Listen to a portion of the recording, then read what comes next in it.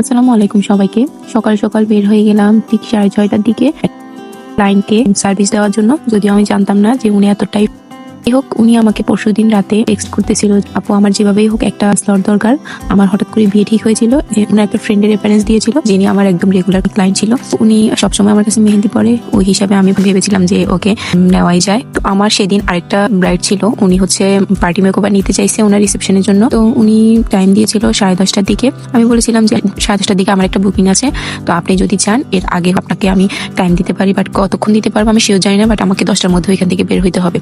ওনার লোকেশনটা ছিল পরে রাজগঞ্জ 6 আমি এত সকাল যেহেতু গাড়ি পাবো না, আমি আমার আব্বুকে নিয়ে বের হয়েছিলাম 6:30টার দিকেই। আমাকে মনে হয় 6:30টার পর 6:37 বা মানে এর কিছুক্ষণ পরে আমি বের হয়ে যাওয়ার পরে উনি আমাকে হোয়াটসঅ্যাপে টেক্সট করেছিল যে আপু আসবেন, আসা লাগবে না। আমি তো সেটা দেখি না, আমি 6 গিয়ে ওনাকে অনেকগুলা কল অ্যান্ড টেক্সট করতেছিলাম। তখন তো 7:30 বেজে গেছে অলরেডি, যেহেতু আমার লোকেশন মাইজি থেকে অনেক দূরে, ওনারও লোকেশন মাইজি থেকে দূরে।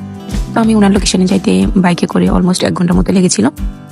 দেন ওইখানে গিয়ে আমি ওনাকে অনেকগুলা টেক্সট করতেছি, ফোন করতেছি, আমার আব্বুর ফোন থেকে কল দিচ্ছিলাম, উনি কোনোভাবেই সেটা রিসিভ করতেছিল না।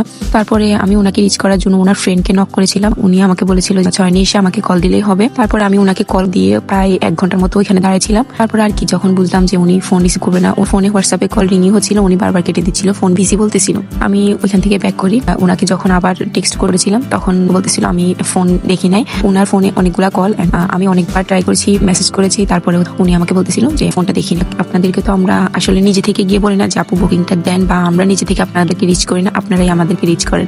সো আপনার প্রবলেম থাকতেই পারে, হোয়াটসঅ্যাপে না বলে আপনি আমাকে ফোন কল দিয়ে বললে আমি হয়তো আর যাইতাম না, যতটুকু গিয়েছিলাম ওইখান থেকে ব্যাক করতাম, বা আপনি এর আগের দিনে আমাকে জানাতে পারতেন। যাই হোক, আপনার এত ইমার্জেন্সি বুকিং দেওয়ার কোনো দরকার ছিল না, আমাদেরকে এভাবে হয়রানি করার কোনো দরকার ছিল না। তাই এখন থেকে আপনারা যারাই আমাদের কাছে বুকিং দিবেন অবশ্যই আপনাকে অ্যাডভান্স করে তারপর বুকিংটা কনফার্ম করতে হবে। এবার আপনি আমার যতই পরিচিত হন না কেন, আমি উইদাউট অ্যাডভান্স কোনো বুকিং কনফার্ম করবো না।